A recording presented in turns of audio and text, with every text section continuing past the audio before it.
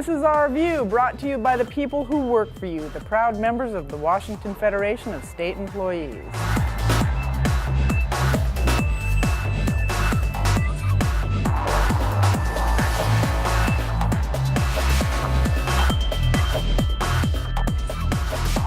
When the state legislature opened the 2013 session last month, the representatives and senators were greeted by many of the Federation's members. It's become an annual tradition as we attempt to work with the legislators and find answers for issues facing the state. It's a tradition for me for many years, and I just still believe I have a voice. And if not today to get it out, I am setting up other days to publicize my voice. I'm here to hopefully speak with some legislators and ask them to help fund our contract. You know, we have our contracts up for ratification, but the legislature has to approve them, and I hope that they do that and, you know, stop some of the attacks on public workers.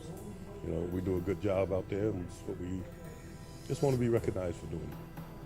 The importance for this members is it's important that their voice get heard here in Olympia during the legislative session. This is my 4th year in a row coming here opening day. I really believe in the process. I want to be able to share some of my coworkers' feelings about how things are and what they want. I want to be able to put a personal face to us workers, for them to actually hear and actually, I don't know, understand maybe a story versus just hearing what we want, you know. They can understand, just have them hear us. I like to be able to convey a message to the legislator about improving working conditions for all interpreters in the state of Washington. My message to them is that by being able to get all of the hospitals aboard into the state system, people will be able to be served better.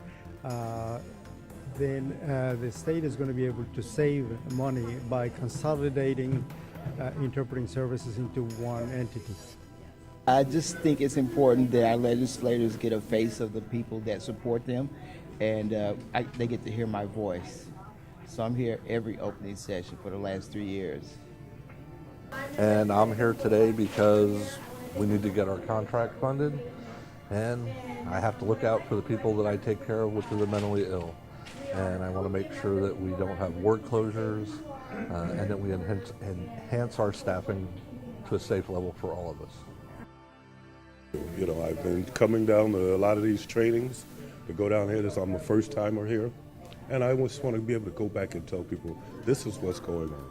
This is how it's done. And this is the only way we're going to get some recognition. So get active, get involved, and become a part of your union. It only works if we all work together. It's easy to say what you want, but it's hard to actually go out and actually open your mouth and actually voice it, you know. And I think that all of us here, that's what we like to do. We like to involve you. We want to make sure that you're heard, and we want to give you the platform to do it.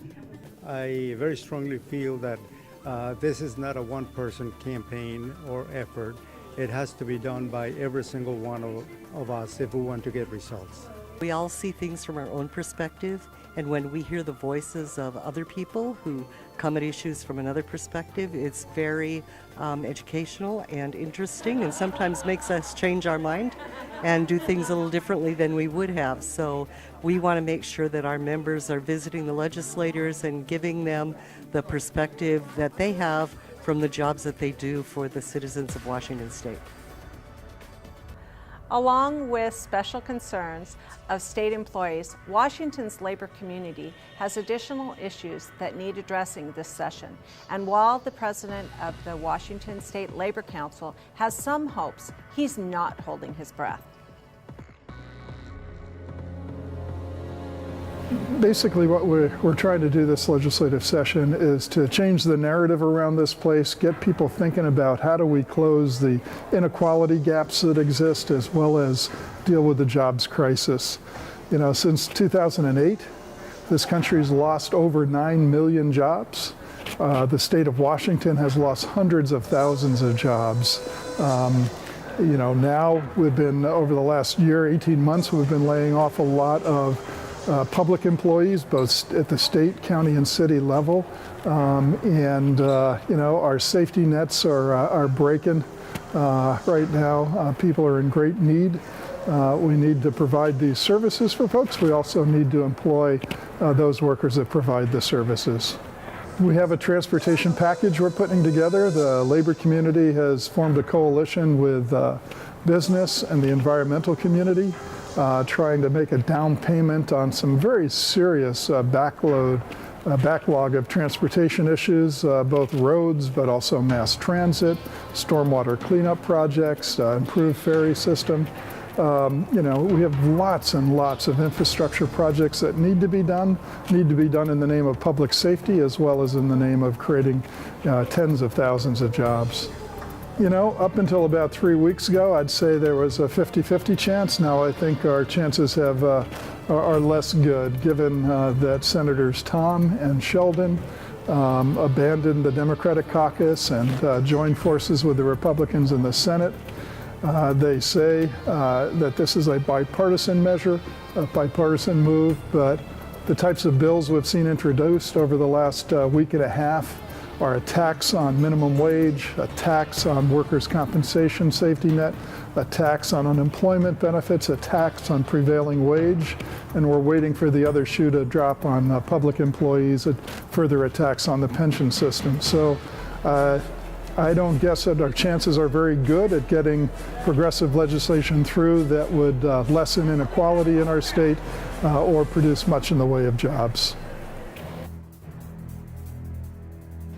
Climate change is a reality.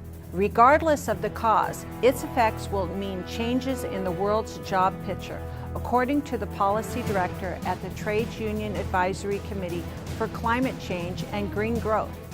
Decisions need to be made now, not just to save jobs, but to adjust for the jobs of tomorrow. We also need to keep in mind that if we do nothing, the impacts on the world of work of disastrous climate change might hit us even harder.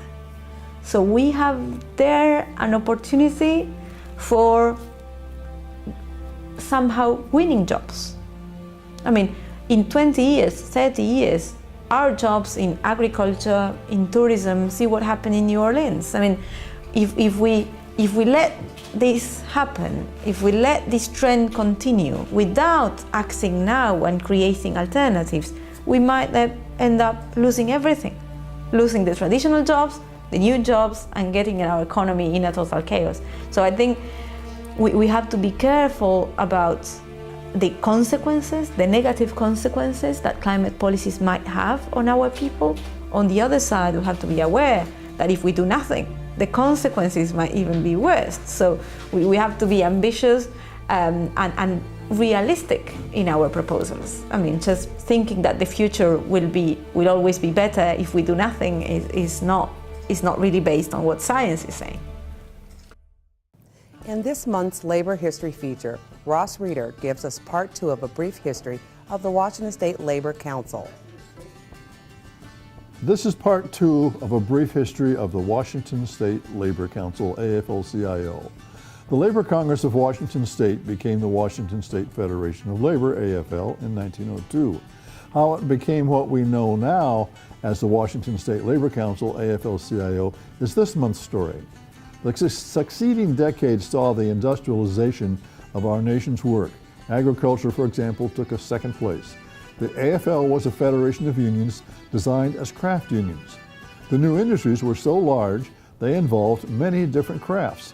Craft unionism was beginning to outlive its value, and many workers argued for a more industrial-type union that represented all the crafts in an industry.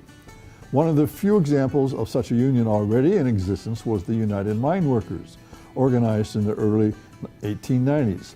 Also, most of the new industries were not being organized because they were deemed not involving the existing craft unions. Carpenters, for example, could have taken in the timber-related jobs, but didn't consider them craft. And what do you do with a new industry like building airplanes? That involved carpenters, sheet metal workers, electricians, glaziers, upholsterers, plumbers, etc. All craft unions wanted to bargain separate contracts. In the woods, for example, the Wobblies organized on an industrial basis, wall-to-wall unionism it was often called. The miners had been doing it for decades, one union with many crafts and one boss. When that little airplane company on the Duwamish River was finally organized, it was by the Machinist Union, a craft union. They, however, saw the light. They organized one large district, their term, for what was becoming one huge company involving lots of different crafts with one boss. The issue of craft versus industrial unionism divided the labor movement nationally. In the 1930s, the AFL formed a committee for industrial organization. The discussion grew heated when John L. Lewis of the miners decked the president of the Carpenters Union at an AFL National Convention. The unions in the committee walked out of the AFL and formed the Council for Industrial Union Organization and competed with the AFL, and that was 1937. By 1955, tempers had cooled enough for the split union world to mend itself into the AFL-CIO at the national level. In Washington State, the Washington State Federation of Labor and the Washington State Council of the Industrial Unions formed the state merger in 1957. Ever since, we have had the Washington State Labor Council, AFL-CIO. There's a lot more to the story, but my lips and your ears can only talk and listen so much. This has been Our View, the television voice of Washington's working families, brought to you by the members of the Washington Federation of State Employees. We remind you, when you accept a paycheck for your hard work, you don't give up your rights. Thank you for watching, and join us again.